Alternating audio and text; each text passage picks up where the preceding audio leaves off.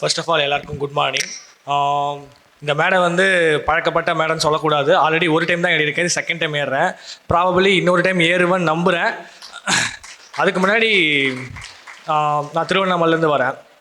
யூஸ்வலாக வந்து ஒரு சேயிங் இருக்குது, மென் டவுட் க்ரைன்ட்டு, ஆண்கள் எப்போவுமே அழுவ மாட்டாங்கன்ட்டு. ஆண்கள் அழுவாங்க, உடனே ரெண்டு சுச்சுவேஷனில் தான் அழுவாங்க. ஒரு டைம் வந்து ரொம்ப ப்ரோக்கானால் அழுவாங்க, இல்லை இப்போ அழுதுட்டு போனார்ல இந்த மாதிரி ஒரு ரொம்ப ஒரு எக்ஸாஜரேட்டட் ஒரு ஒரு நல்ல ஃபீலிங் இருக்கும், அந்த டைமில் அழுவாங்க. இவர் வந்து கிளியர் பண்ணுறேன்னு அழுவார். ஒரு மாதிரி ப்ரோக்காகி அழுதனால தான் இன்றைக்கி வந்து நான் இந்த இடத்துல நிற்கிறேன்றதை சொல்கிறது வந்து எனக்கு கொஞ்சம் எப்படி சொல்கிறது, ரொம்ப ரொம்ப நல்ல ஃபீலிங்காக இருக்குது. அதெல்லாம் தாண்டி நான் ஒரு படித்து முடிச்சுட்டு எதுக்கு படித்தோன்னே தெரியாமல் படித்தேன், இன்ஜினியரிங்கை படித்தேன். அதுக்கப்புறம் ஒரு 6 மாதம் தருதலையாக வீட்டில் இருந்தேன். எங்கள் வீட்டில் எதுவுமே கேட்கல, ஏன் வேலைக்கு போகல, ஏன் எது பண்ணல, எதுவுமே என்னை கேட்கல. பட் வந்து என்னை என் போக்குக்கு விட்டுட்டாங்க. அதுக்கப்புறம் யாரோ ஒரு மூலிமா ஒரு ரெஃபரல் ஒரு வேலை கிடச்சி, அந்த வேலையில் சேர்ந்து தான் ஒரு புரோக்கன் பர்சன் ஆனேன். அதுலேருந்து வந்தது தான் இந்த பேங்க் வேலை. இந்த பேங்க்ன்றதை தாண்டி ஒரு கவர்மெண்ட் எங்கேயோ ஒரு இடத்துல வந்து ஒரு மந்த்லி ஒரு 30,000 இல்லை 25,000 சேலரி வாங்கிட்டு ஒரு ஜஸ்ட் ஒரு நார்மல் லைஃப்பை ஓட்டலான்றது தான் என்னோட ஒரு ட்ரீமாக இருந்துச்சு. என்னோட வைல்டஸ்ட் ட்ரீமில் கூட நான் நினச்சதில்லை நான் ஒரு கவர்மெண்ட் எம்ப்ளாயி ஆவான்ட்டு. பட் அந்த வைல்டஸ்ட் ட்ரீமெல்லாம் தாண்டி நான் இன்றைக்கி பேங்க் எம்ப்ளாயி ஆயிருக்கேன்னா அதுக்கு ஒரு மெயின் ரீசன் வந்து அகாடமிக் செய்கிறோம். அதெல்லாம் தாண்டி நிறைய பேர் வந்து இங்கே படிக்கிறாங்க.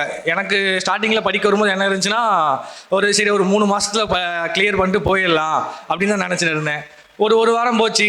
அதுக்கப்புறம் வந்து ராஜா சார் கிளாஸ்க்கு வந்தார். கிளாஸ்க்கு வந்து என்ன சொன்னார்னா, நீங்களே ஒரு கனவு கண்டிருப்பீங்க ஒரு 3 மாதம் வேலையை வாங்கிட்டு போயிடலான்ட்டு. அது வந்து உங்கள் கனவு நடக்காது. ஏன்னா அங்கே ஆல்ரெடி மெயின்ஸில் ஒரு 600 பேர் உட்காந்துருக்கா, ப்ரிலிம்ஸில் ஒரு 400 பேர் உட்காந்துருக்கா. அந்த 1000 பேர் உங்களுக்கு முன்னாடி இருந்து உட்காந்துருக்கா. நீங்கள் அதெல்லாம் தாண்டி போனோன்னா உங்கள் எஃபோர்ட். அப்போ யோசித்தேன், சரி கொஞ்ச நாள் பார்ப்போம், அப்புறம் என்ன பண்ணலாம் நான் அப்போ டிசைட் பண்ணுவோன்ட்டு.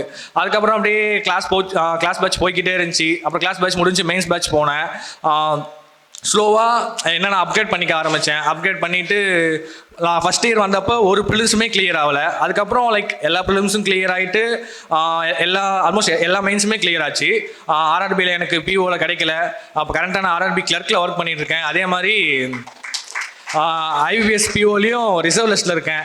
நான் வந்து ஐபிஎஸ் பிஓக்கே வந்திருப்பேன். பட் என் சம்பவம் வந்து என்னால் அதை ஏற்றுக்க முடியல. அந்த அச்சீவர்ஸ் மீட்டில் நான் அந்த இடத்துல இன்னும் நான் பிலாங்கிங் ஆகலைன்னு எனக்கு தோணுச்சு.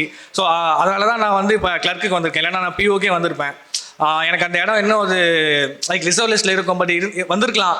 பட் வந்து அது எனக்கான இடம் இல்லைன்னு எனக்கு தோணுச்சு. அதனால தான் இது கிளர்க், இது எனக்கு நான் இந்தியன் பேங்க்கில் கிடச்சிருக்கு. நான் இது எனக்கான இடம்னு நான் இந்த இடத்துல வந்து பேசலாம். பட் அது எனக்கான இடமா இன்னும் கன்ஃபார்ம் ஆகலை. நான் அதனால தான் அன்றைக்கி வரல. பட் வந்து நான் இது எல்லாத்துக்கும் தாண்டி நான் யாருக்கு தேங்க்ஸ் சொல்ல விரும்புகிறேன்னா, என்னோடய ஃபேமிலி ஆப்வியஸாக. அப்புறம் என்னோடய அப்பா அம்மா. ஒவ்வொரு டைமும் நான் டெய்லி ஃபோன் பண்ணும்போது என்ன கேட்பாங்கன்னா, ரிசல்ட் வந்துருச்சா, படிக்கிறியான்னு கேட்க மாட்டாங்க. யூஸ்வலாக எல்லா பேரண்ட்ஸும் கேட்குறதா, சாப்பிட்டே என்ன பண்ணுற, உடம்ப பார்த்துக்கோன்னு சொல்லுவாங்க. அதை தாண்டி வந்து என்ன ஒரு டைம் கூட படிக்கிறியா படி அந்த மாதிரி சொன்னதே கிடையாது. ஈவன் நான் ஸ்கூல் டைம்ஸில் படிக்கிறதுலேருந்து என்னை படின்னு ஃபோர்ஸ் பண்ணதே கிடையாது. உனக்கு என்ன தோணுதோ அதை பண்ணு, அவ்வளோதான் விட்டுருவாங்க. ஆப்வியஸாக என்னோடய ஃப்ரெண்டு இளையாழ்வார் பேசிட்டு போனால் நாங்கள் எல்லாம் ஒன்றா உட்காந்து படிப்போம். இதில் என்ன ஒரு செய்யுங்கன்னா, இந்த பேனரில் அவ்வளோ பேரோட ஃபோட்டோ இருக்குது. ஆனால் அந்த ஃபோட்டோ எல்லாத்தையுமே தாண்டி அந்த லாஸ்ட்டில் ஒரு இடம் இருக்குது, அடுத்து நீங்கள் தான்ன்று. அந்த அடுத்து நீங்கள் தான்றது வந்து எத்தனை பேரை லைட் அப் பண்ணியிருக்குன்னு அவங்கவுங்களுக்கு தான் தெரியும். நாங்கள் ஒவ்வொரு டைமும் ஈவினிங் வந்து 5 o'clock டீ குடிக்க போவோம். ஒரு கேங்காக ஒரு 5-6 பேர் போவோம். அப்போ ஒவ்வொருத்தரும் பார்த்து சொல்லிப்போம், அங்கே தானே மச்சான், அடுத்து நம்ம ஃபோட்டோ தான் வரும், அடுத்து நீ நான் ஒவ்வொருத்தரும் சொல்லுவோம். அதை ஒவ்வொரு டைமும் சொல்லும் போது எங்களுக்குள்ளே தெரியாமல் ஒரு ஃபயர் லைட் அப் ஆகி தான் நாங்கள் இன்றைக்கி வந்து இங்கே நிற்கிறோம். ஸோ ஆப்வியஸாக அதுக்கு நாங்கள் இன்ஸ்டியூட் தேங்க்ஸ் சொல்லணும்.